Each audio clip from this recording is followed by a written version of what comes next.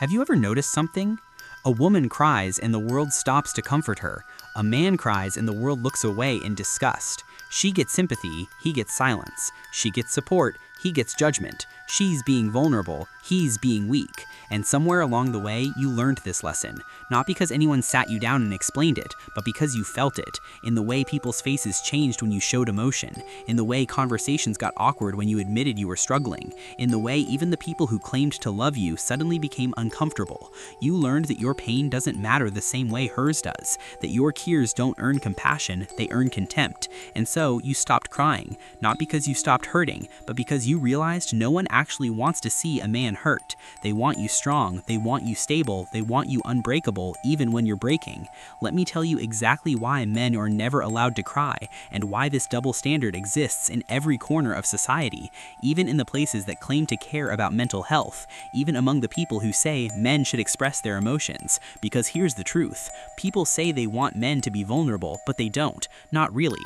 What they want is for men to be vulnerable in a way that's comfortable for them. Controlled vulnerability, attractive vulnerability, vulnerability that doesn't actually make them uncomfortable.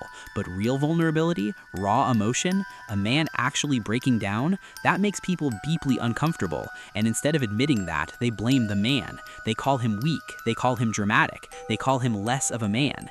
Here's the first reason men aren't allowed to cry. Society needs men to be the emotional shock absorbers. When things fall apart, someone has to hold it together, and that someone is always the man. Family crisis, the man stays strong. Financial disaster, the man figures it out. Relationship problems, the man keeps his composure. Because if the man breaks, everything breaks. That's the unspoken contract. Women can fall apart because there's a man to catch them, but who catches the man? No one, because the moment he falls, he's no longer useful. He's no longer the strong one, and society doesn't know what to do with a man who isn't strong. So instead of catching him, they abandon him. Here's what this looks like in real life. A woman loses her job and cries to her partner. He holds her, he comforts her, he tells her it'll be okay. He loses his job and tries to cry to his partner. She gets uncomfortable, she gets frustrated, she loses attraction. Not always consciously, but something shifts, because deep down she needed him to be the stable one, and now he's not. This is the second reason men aren't allowed to cry. Female attraction is based on strength, not just physical strength, emotional strength, mental strength, the ability to handle pressure. And the moment a man shows too much vulnerability, something biological happens. Her attraction decreases. She doesn't choose this, she doesn't want this, but it happens anyway. Because on a primal level, women are attracted to men who can protect, who can provide, who can stay calm under pressure. And a man crying signals the opposite. It signals that he can't handle it, that he's not the rock she thought he was. And even if she consciously wants to support him, even if she tells him it's okay to cry, a part of her loses respect. A part of her sees him differently, and the relationship is never quite the same. This is why men learn to cry alone, in the shower, in the car, at 2 a.m. when no one's watching, because they've learned that crying in front of people costs them. It costs them respect, it costs them attraction, it costs them their position. Here's the third reason men aren't allowed to cry. Male emotions are seen as threatening. When a woman cries, it's sad. When a man cries, people get nervous, because men are bigger, stronger, more physically imposing, and emotions in a large male body feel dangerous, even when they're not, even when he's just hurting. People see a man breaking down and they don't think he needs help. They think he might become violent, he might lose control, he might be a threat. So instead of moving towards him with compassion, they back away with caution. And the man feels it. He feels the fear in their eyes, the discomfort in their body language, and it teaches him that his pain scares people, that he needs to keep it contained, not for his sake, for theirs. Here's the fourth reason. Men don't get the same support systems women do. When a woman is struggling, she has options. She can call her friends, she can post about it online, she can join a support group, and people rally around her. They validate her feelings, they offer advice, they send messages of support. When a man is struggling, he's isolated.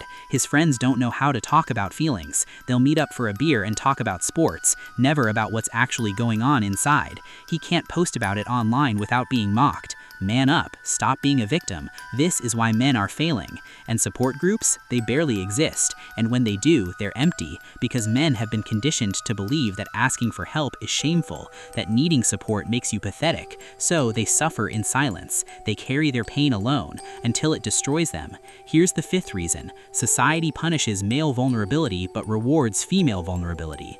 When a woman shares her struggles, she's brave, so courageous for speaking out. When a man shares his struggles, he's complaining. Stop playing the victim. She gets book deals, he gets told to shut up. She gets platforms, he gets canceled. She gets sympathy, he gets contempt. And men notice this. They see the difference. They see how female pain is validated and male pain is dismissed, and they learn to keep their mouth shut because the world doesn't want to hear it. Here's the sixth reason. Even the people who love you don't want to see you cry. Your mother wants you to be strong like your father. Your father never showed you emotion, so he doesn't know how to handle yours. Your girlfriend says she wants you to open up, but when you do, she pulls away. Your friends make jokes to avoid the awkwardness. Your therapist treats you like a case study, not a person.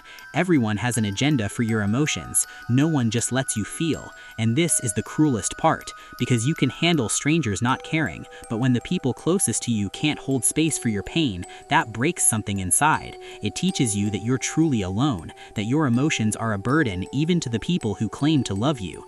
Here's the seventh reason. Male pain is invisible until it explodes. No one checks on the quiet guy. No one asks if he's okay. No one notices he's struggling, until he kills himself. Then suddenly everyone cares. We had no idea. He seemed so strong. Why didn't he reach out? But he did reach out, in 1,000 small ways. He stopped showing up. He became distant. He made jokes about not wanting to be here anymore, but no one noticed, because male pain doesn't register the same way female pain does. It has to become a crisis before anyone pays attention, and then it's often too late.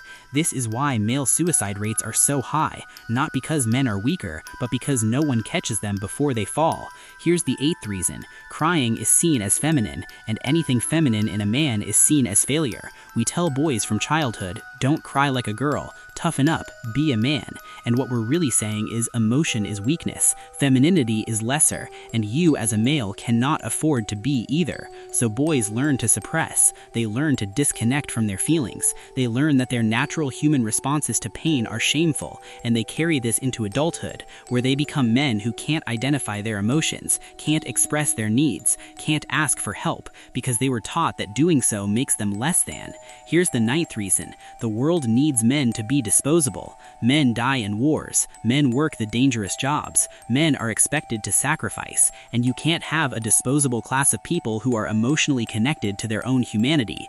You need them numb. You need them willing to suffer without complaint. You need them to believe their pain doesn't matter. Because if men actually valued their own lives, their own mental health, their own well-being, they'd stop accepting the roles society demands of them.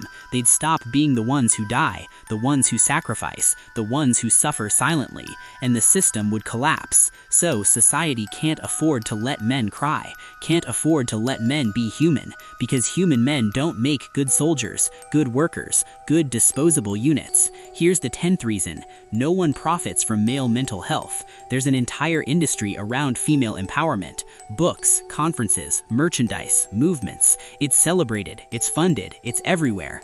Male mental health? Silence, because acknowledging that men struggle doesn't fit the narrative. It complicates the story of patriarchy. It makes people uncomfortable with their assumptions. So it's easier to just ignore it, to pretend men don't hurt, to act like male suicide, depression, and isolation aren't epidemics, because actually addressing it would require admitting some uncomfortable truths, that men are suffering, that society is failing them, that the narrative needs to change, and no one wants to have that conversation.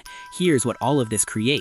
A generation of men who are emotionally crippled, who don't know how to process feelings, who don't know how to ask for help, who suffer in complete isolation until they can't take it anymore, and then they either implode or explode. Addiction, suicide, violence, not because men are inherently broken, but because they were never allowed to be human. They were never allowed to cry. They were never allowed to hurt. They were never allowed to need. And when you deny a human being their humanity long enough, they break. Here's what needs to change. We need to stop telling men to man up. We need to stop treating male emotion as weakness. We need to create actual support systems for men, not just telling them to talk about it, but actually listening when they do.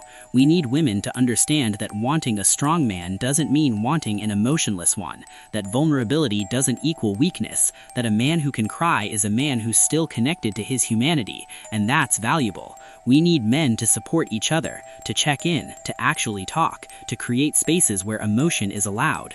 We need to stop punishing boys for having feelings, stop teaching them that emotion is feminine, stop raising them to be robots, and we need to acknowledge that male pain is real, that male suffering matters, that men deserve the same compassion we give to everyone else, because right now we're failing them. We're failing an entire gender, and then we wonder why men are struggling, why suicide rates are skyrocketing, why men are angry, isolated, and breaking. It's because we never let them be human. We never let them cry, and you can't deny someone their humanity and expect them to be okay. Here's what you need to know if you're a man reading this. Your pain is real. Your emotions are valid. You're not weak for struggling. You're not less of a man for needing help, and the world's inability to hold space for your humanity is not your fault. It's theirs, but you still have to survive it. So find the people who can handle your truth. They're rare, but they exist. Find the spaces where you can be real. Where you don't have to perform strength, where you can just be. And most importantly, don't internalize the lie that your pain doesn't matter. It does. You matter. And you deserve the same compassion, support, and understanding that we give to everyone else. The world might not be ready to give it to you, but that doesn't mean you don't deserve it. So cry when you need to, feel what you need to feel, and don't let anyone tell you that your humanity makes you weak, because the ability to feel deeply, to hurt, to break, and to keep going, that's not weakness. That's the strongest thing a man can do, in a world that never wanted him to be human in the first place.